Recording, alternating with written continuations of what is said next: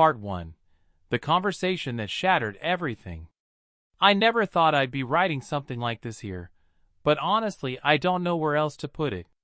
My brain feels like it's splitting in half, and I keep going over the same sentences in my head like they're stuck on repeat. My dad isn't my dad. He said I was born because of my mom's affair with his best friend. It sounds like the plot of some soap opera you'd scroll past on Netflix, but this is my actual life now. I'm 24M. For as long as I can remember, I thought I grew up in a pretty normal family. Sure, we weren't perfect, who is?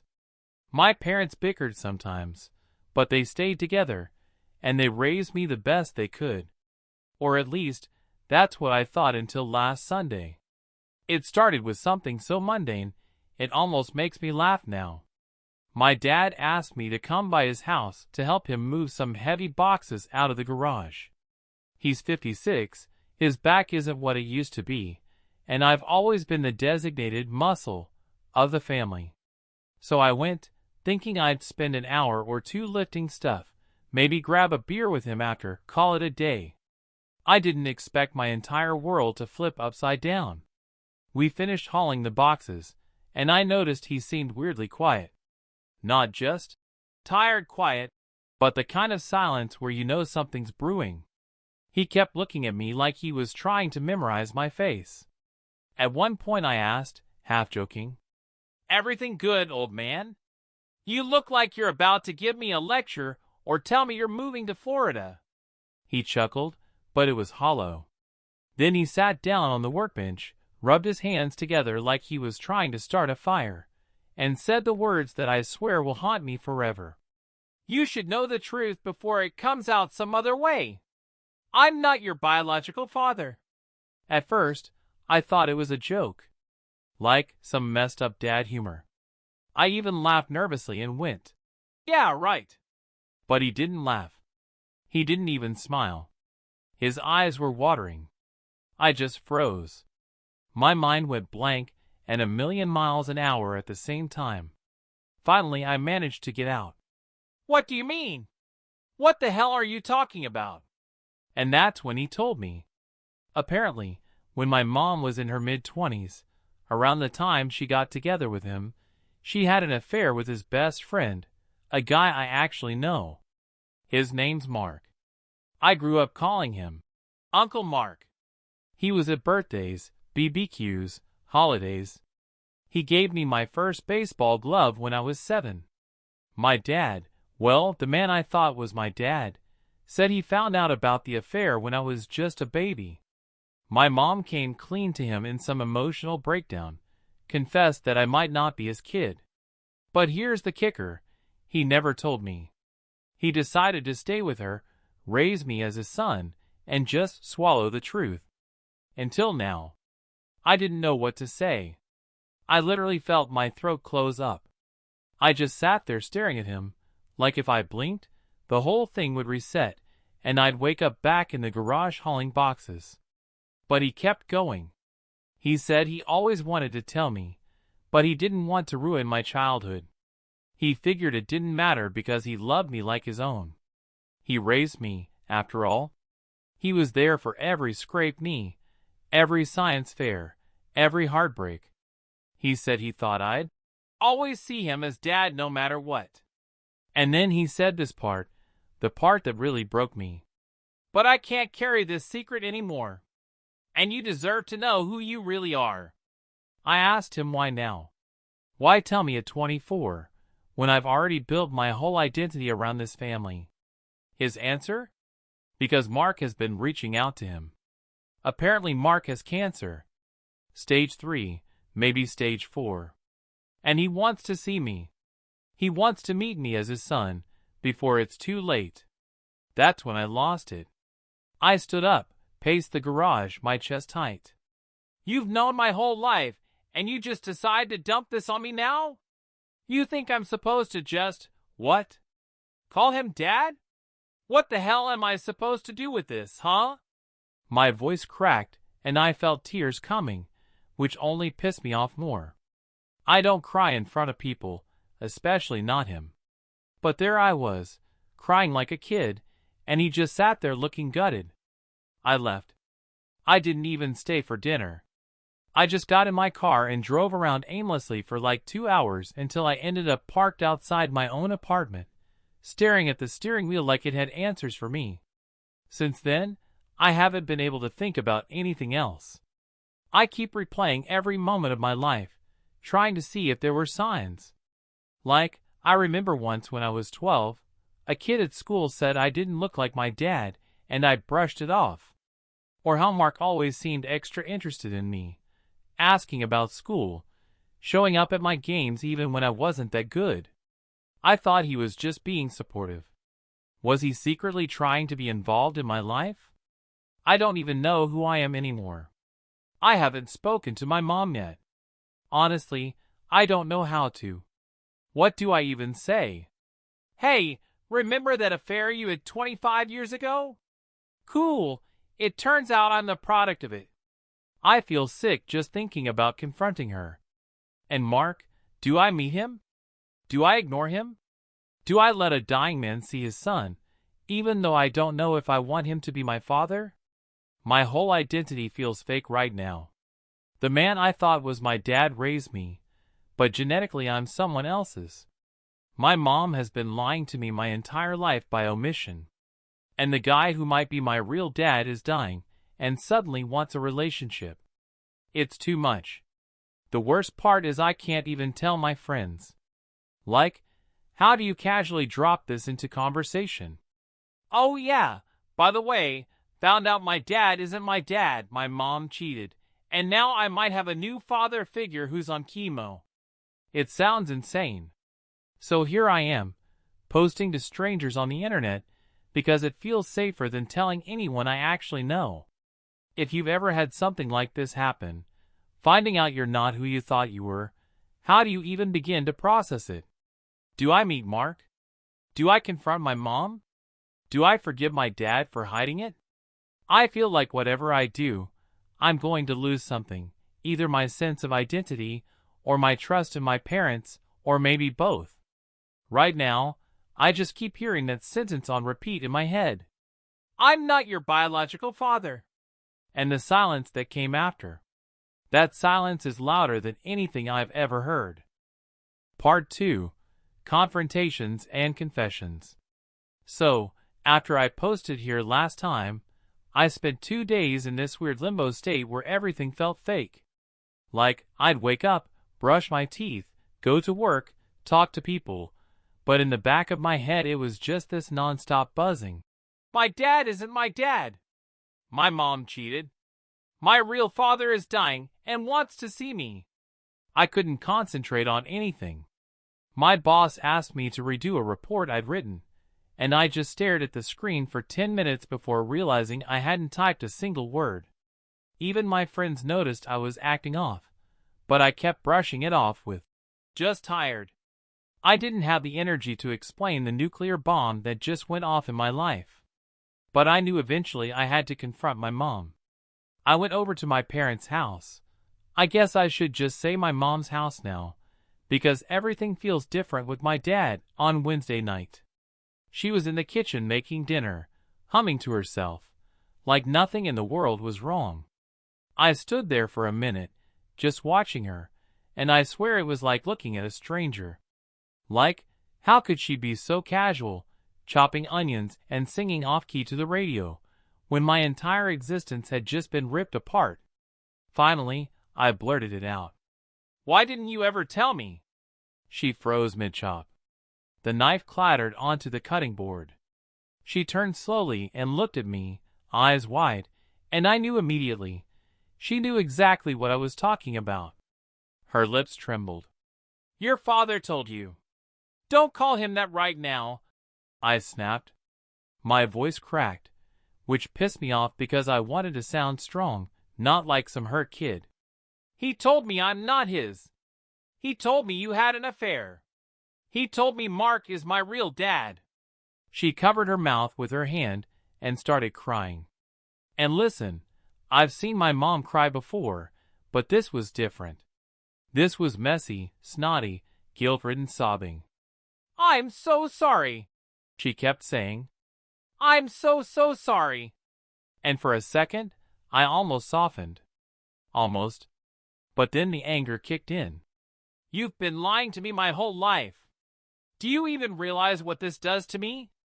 Everything I thought I knew about myself, about this family, it's all fake. You let me grow up calling him Dad. You let me look at Mark like some family friend when he's actually my—" I couldn't even finish the sentence. The word father got stuck in my throat like poison. She sat down at the table and put her face in her hands. "I was scared," she whispered. "I thought if you knew you'd hate me. I thought I could protect you from it. Protect me? By building my entire life on a lie?" I was pacing the kitchen at this point, running my hands through my hair, because I didn't know if I wanted to scream or cry or both. She kept talking though, voice trembling. "It was a mistake. A terrible mistake. Your dad and I, we were having problems back then. I was young, I was stupid. Mark was there. It was one night, and I regretted it immediately. When I found out I was pregnant, I didn't know. I honestly didn't know if it was him or your dad. But when I saw you grow, when I saw how much your dad loved you, I told myself it didn't matter. That blood didn't matter. Love did." I laughed bitterly. "Yeah, well, it matters now." She reached for my hand, but I pulled back. I couldn't let her touch me. My whole body recoiled like her hand was fire.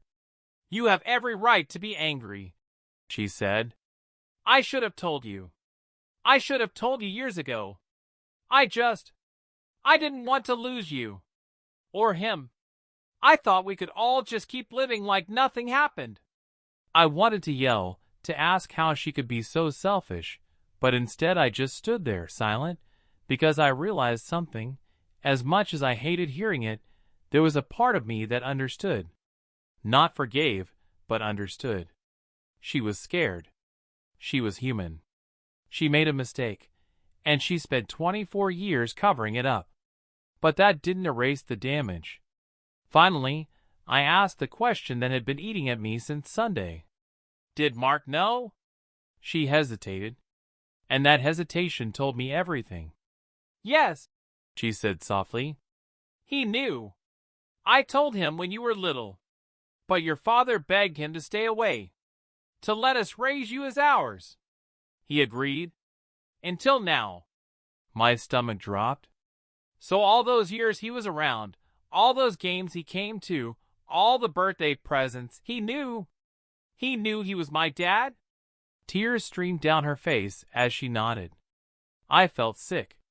I stormed out before I could say anything else. I couldn't breathe in that house anymore. As I drove away, I could still hear her sobbing echoing in my head. When I got home, I just sat in the dark. My phone buzzed, texts from my mom, then from my dad, then even from Mark. Yes, Mark. He'd apparently gotten my number from one of them. The message was simple. "I know this is overwhelming. I don't expect anything from you. But I'd love to see you, even just once. Please." I stared at that text for what felt like an hour. My hands were shaking. I didn't reply right away. I couldn't.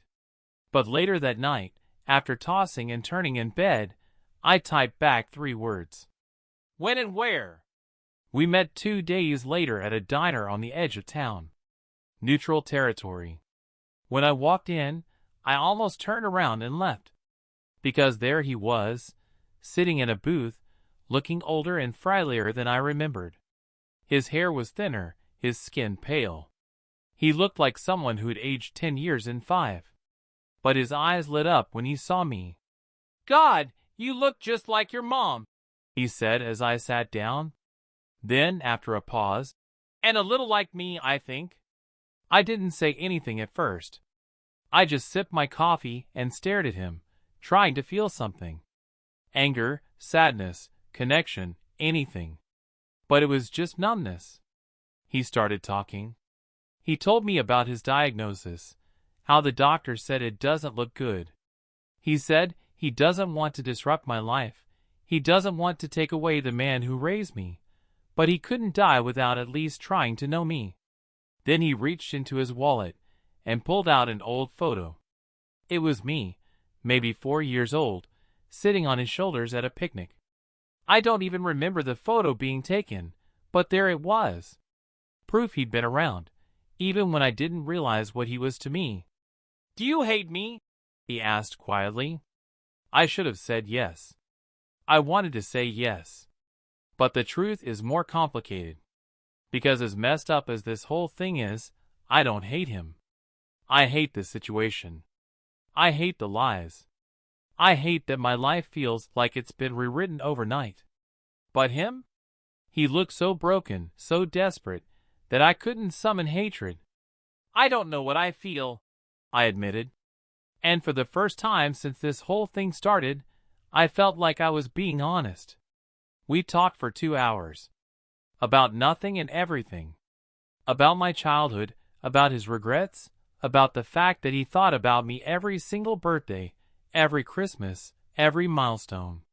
He said he kept photos, little mementos, like he was building a secret shrine of the sun he couldn't claim. When I finally left the diner, my head was spinning. Because for the first time, I realized I didn't just have one father, I had two. One who raised me, and one who made me. And somehow, they'd both been living with this secret for decades. That night, lying in bed, I thought about the three of them, my dad, my mom, and Mark. This toxic triangle that shaped my entire life without me even knowing. And I realized something scary. The only person who can decide how this story ends is me. But I don't know if I have the strength to choose. Part 3. The Weight of Two Fathers. I don't think I've ever been this tired in my life. Not physically, emotionally. Every day since I met Mark feels like walking around with a backpack full of bricks that nobody else can see. People at work keep asking if I'm okay, if I'm sick, if I'm depressed. And I just smile and say I'm fine, when really my insides feel like they're made of broken glass. After that diner meeting, I thought I'd feel something. Relief? Closure? Maybe even curiosity? But instead it was like a second bomb went off. Because now I can't unsee it. Every time I look in the mirror, I start searching for his features in my face. My nose, my jawline, even the way I tilt my head. It's like my own reflection has become a stranger. And then there's the guilt. Because no matter how much I try to tell myself otherwise, a part of me wants to know him. To spend time with him before it's too late.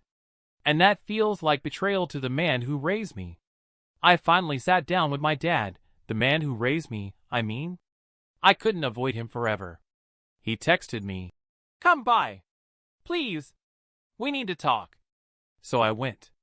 When I walked into the living room, he was sitting in his old recliner, the same one I used to climb onto as a kid when I wanted to watch cartoons. Except this time, instead of cartoons, there was just this heavy silence between us. He looked older. Or maybe I was just seeing him differently. "I'm sorry," he said before I even sat down. His voice cracked. "I should have told you sooner. I thought I was protecting you. I thought I was protecting all of us." I sat across from him and stared at my hands. "You let me grow up believing a lie. I let you grow up with a father," he corrected softly. "Maybe not the one who gave you DNA, but the one who stayed. The one who was there." And damn it, that hurt. Because he wasn't wrong. We talked for hours. About the choice he made to stay with my mom, about the nights he lay awake wondering if I'd find out someday. He said the hardest part was when people would comment that I didn't look like him, and he'd have to laugh it off like it was nothing. Finally, I asked the question I was scared of. "Do you still see me as your son?" He leaned forward, tears in his eyes, and said, "You've always been my son. Nothing will ever change that. Not DNA. Not Mark. Not anything." And I cried. I actually broke down and cried in front of him, the man I thought I'd never shed tears around.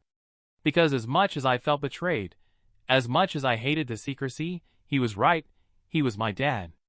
And part of me was terrified of losing him to this whole mess. The next week was a blur of confusion. I went back and forth between my mom, my dad, and Mark. It was like living 3 different lives. With my mom, it was guilt and apologies. She cooked my favorite meals, tried to sit with me, tried to explain herself over and over. But it always ended the same, me sitting there stiff, nodding, and then leaving before I said something I'd regret.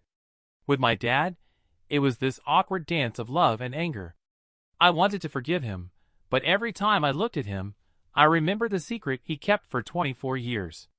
And with Mark, it was something else entirely. I started meeting him more often.